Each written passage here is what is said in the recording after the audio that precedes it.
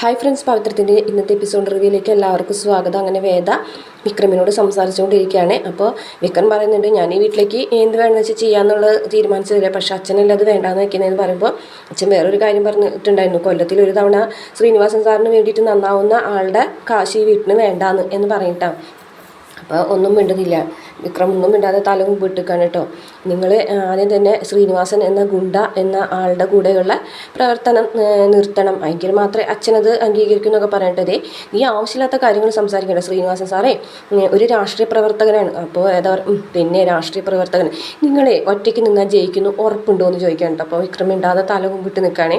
എന്നിട്ട് വേദ പറയും, നിങ്ങൾ ഒറ്റയ്ക്ക് നിന്നാൽ ജയിക്കില്ല, നിങ്ങൾ ആദ്യം പോയിട്ടൊരു വാർഡിൽ മെമ്പറായിട്ട് നിൽക്കുക, എന്നിട്ട് ജയിക്കുക, അത് കഴിഞ്ഞിട്ട് ബാക്കിയുള്ള കാര്യങ്ങൾ നോക്കാം.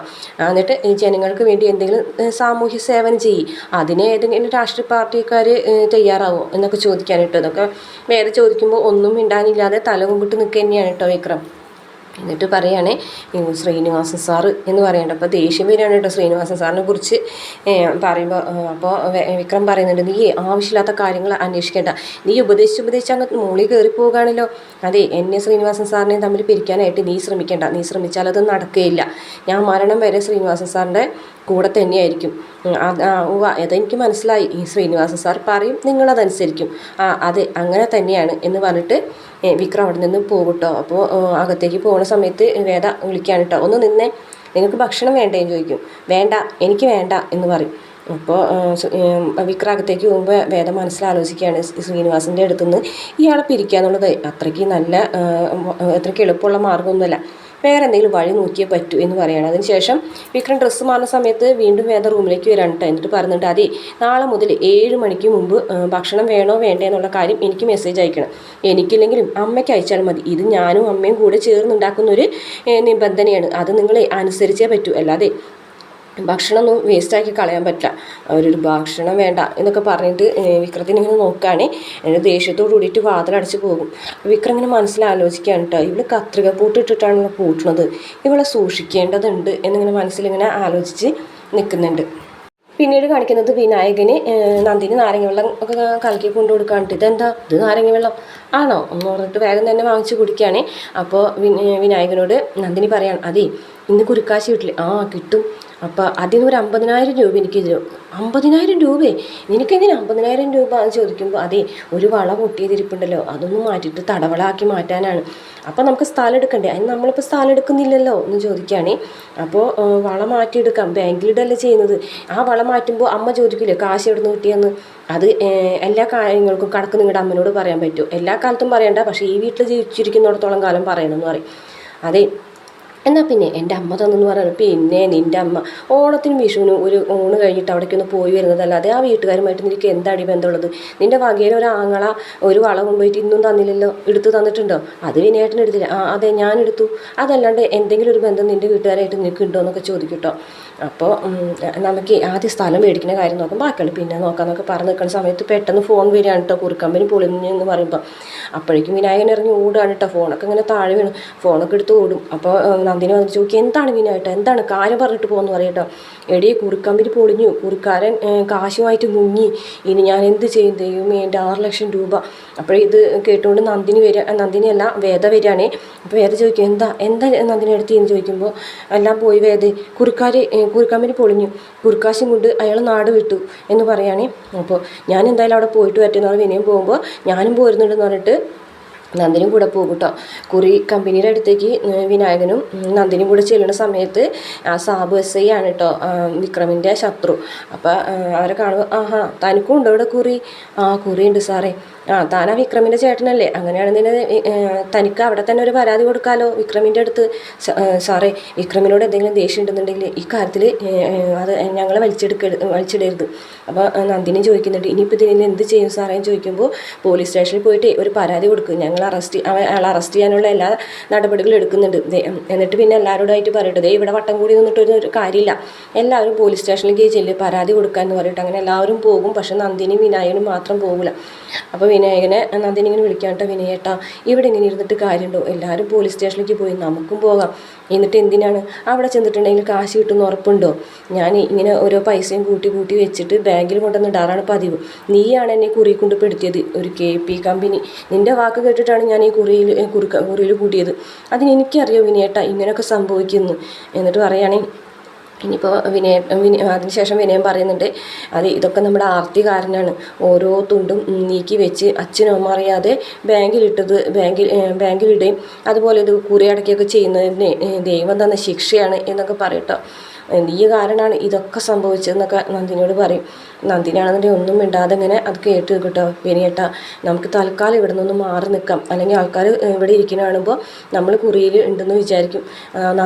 ശ്രീചേടത്തിയും വേദമൊക്കെ പറഞ്ഞിട്ടുണ്ടെങ്കിൽ എന്നെ പുട്ടിന്ന് വിചാരിച്ച് കളിയാക്കും എന്നൊക്കെ പറഞ്ഞിട്ട്, നിനക്കിപ്പോഴും കാശിൻ്റെ കാര്യമല്ല, നിന്നെ കളിയാക്കണാണല്ലേ പ്രശ്നം എന്നൊക്കെ പറയാം കേട്ടോ. അതിനുശേഷം വേറൊരു സ്ഥലത്തേക്ക് മാറി നിന്നിട്ട് വേദന വിളിക്കാൻ കേട്ടോ, എനിക്കൊരു കാര്യം പറയാനുണ്ട്. എന്താ ചേച്ചി? ഞാൻ വിനായകൻ്റെ കൊടുക്കുക എന്ന് പറഞ്ഞിട്ട് വിനായകൻ്റെ ഫോൺ കൊടുക്കുകയാണ്. എന്നോടുള്ള ശത്രുത കാരണം ചിലപ്പോൾ അവൾ ഒന്നും ചെയ്തു തരില്ല, വിനയേട്ടൻ പറഞ്ഞാൽ മതി എന്ന് പറയും. ഞാൻ ഒരു കാര്യം പറയാൻ വിളിച്ചാണ്, കുറി പൊളിഞ്ഞ് കുറിക്കാശുമായിട്ട് മുങ്ങി. ഇനി ഇതിൽ എന്താ ചെയ്യേണ്ടതെന്നറിയില്ല. വിക്രത്തിന് ഉൾപ്പെടുത്തിയ പ്രശ്നമാണ്, വിക്രം ഇതിൽ ഉൾപ്പെടാൻ പാടില്ല. മറ്റുള്ളവർ അറിഞ്ഞാലും പ്രശ്നം തന്നെയാണ്. അതുകൊണ്ട് ഇതിലെന്തെങ്കിലും ചെയ്യാൻ പറ്റും. നിങ്ങൾ എവിടെ ഇരിക്കുന്നതെന്ന് ചോദിക്കുമ്പോൾ ഞാൻ റേഷൻ കടയുടെ അടുത്തുണ്ട് ഞങ്ങൾ എന്ന് പറയും. എന്നാൽ ഞാനിപ്പോൾ അങ്ങോട്ട് വരാമെന്ന് പറയുകയാണ്. അതിന് ശേഷം പുറത്തേക്ക് ഇറങ്ങുമ്പോൾ കേട്ടോ കമല വരുന്നത്. ഞാൻ റേഷൻ കടയിൽ പോയാണ് മോളെ ഇങ്ങോട്ട് പോകുന്നു എന്ന് ചോദിക്കുമ്പോൾ ഞാനിപ്പോൾ പുറത്തേക്ക് പോകാണ് അമ്മേ, ശ്രീചേടത്തി ഇവിടെ ഇല്ലല്ലോ, അമ്മ വന്നിട്ട് പോകാമെന്ന് വിചാരിച്ചിട്ടാണ്. അപ്പം നന്ദിനി വിനയേട്ടനും കൂടെ പുറത്തേക്ക് പോയി. ഞാനിപ്പോൾ വരാം മോളെ, എവിടേക്കാണ്? ഞാനിപ്പോൾ വരാം അമ്മയെന്ന് പറഞ്ഞിട്ട് വേദം ഓടിപ്പോകട്ടോ. ഈ സമയത്ത് മീൻ അവിടേക്ക് വരുന്നുണ്ട്. സുഖാണ് മോളെ എന്നൊക്കെ വേദനോട് ചോദിക്കുന്നുണ്ട്. ആ സുഖാണ് ചേച്ചി എന്ന് പറഞ്ഞിട്ട് വേദം അങ്ങനെ ഓടിപ്പോകുകയാണ്. അപ്പോൾ ഇത് മീനൊന്നും വേണ്ട മീനേന്ന് പറയട്ടോ. അപ്പോൾ പറയും അല്ലെങ്കിലും കമലേച്ചി മീൻ വാങ്ങാറൊന്നുമില്ലല്ലോ, എന്നാലും ഇത്രയും വലിയ ₹1,00,000 പോയിട്ടും കമലടുത്തൊരു മുഖത്തൊരു വിഷമില്ലല്ലോ. ₹1,00,000? ലക്ഷം എന്താ മീനെ പറയുന്നത്? എന്ത് ലക്ഷത്തിൻ്റെ കാര്യമാണ് പറയുന്നത്? ഇവിടെ എനിക്ക് അത്രമാത്രം വിഷമിക്കാൻ മാത്രം ₹1,00,000 പോയിട്ടില്ലോ, ഒരു പൈസയും പോയിട്ടില്ല എന്നൊക്കെ പറയട്ടോ. അപ്പോൾ കുറിക്കമ്പനി പൊളിഞ്ഞതും കമലടുത്തിൻ്റെ മോൻ എൻ്റെ കാശ് നഷ്ടപ്പെട്ടതും അറിഞ്ഞില്ലേ? എൻ്റെ മോൻ്റെ കാശും കുറിക്കമ്പനി പൊളിഞ്ഞു. ആ KP കമ്പനി ഉണ്ടല്ലോ, KP കുറീസ്, ആ കുറിക്കാരൻ മുങ്ങി പൈസയും കൊണ്ട്. കമലടുത്തിൻ്റെ മൂത്ത മോനെ ₹6,00,000 കിട്ടാണ്ട്. അപ്പോൾ കമല ഞെട്ടാണ്ട് ₹6,00,000. എന്നാലും ഞങ്ങളറിയാണ്ട് അവൻ കുറി വെച്ചിരുന്നു ഇത്ര വലിയ തുകയ്ക്ക്? നിങ്ങളറിയാണ്ടാണോ കുറി വെച്ചിരുന്നത്? അമ്മയെ പറ്റിച്ചിട്ട് അച്ചിര വാക്ക് കേട്ട് അമ്മയെ പറ്റിച്ചിട്ടുണ്ടെങ്കിൽ അകത്തുള്ളത് വരെ പോകുന്നതാണ് പ്രമാണം എന്ന് പറയാനേ. അവൻ്റെ ഭാര്യ പറഞ്ഞിട്ടായിരിക്കും അവനിത് ചെയ്തത് എന്നൊക്കെ മീൻകാരി പറയാം കേട്ടോ. ഞാനെന്തായാലും ഈ മീൻ വിൽക്കട്ടെ, മീൻ വിറ്റ് കാശുണ്ടാക്കിയാൽ നമുക്ക് ജീവിക്കാൻ പറ്റുള്ളൂ, അല്ലാണ്ട് കുറി വെച്ച് കാശുണ്ടാക്കാനൊന്നും നമുക്ക് പറ്റില്ല എന്ന് പറഞ്ഞിട്ട് കമലയാണെന്നുണ്ടെങ്കിൽ ആകെ വിഷമിച്ച് നിൽക്കുകയാണ്. പിന്നീട് നന്ദിനി വിനയനോട് പറയാണ്, ഈ വേദനയിൽ വരാണ്ടിരിക്കുമോ എന്ന് ചോദിക്കുകയാണ് കേട്ടോ.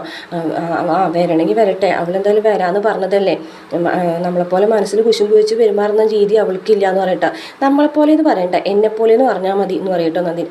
അങ്ങനെയെങ്കിൽ അങ്ങനെ സംസാരിച്ച് വേദന കാത്തിരിക്കുന്ന സമയത്താണ് കേട്ടോ ദർശൻ വരുന്നത്. അപ്പോൾ ദർശൻ വക്കീലോ എന്ന് വിനായകൻ ചോദിക്കുന്നുണ്ട് കേട്ടോ. അപ്പോൾ ദർശൻ്റെ കൂടെ വേദയുണ്ട്.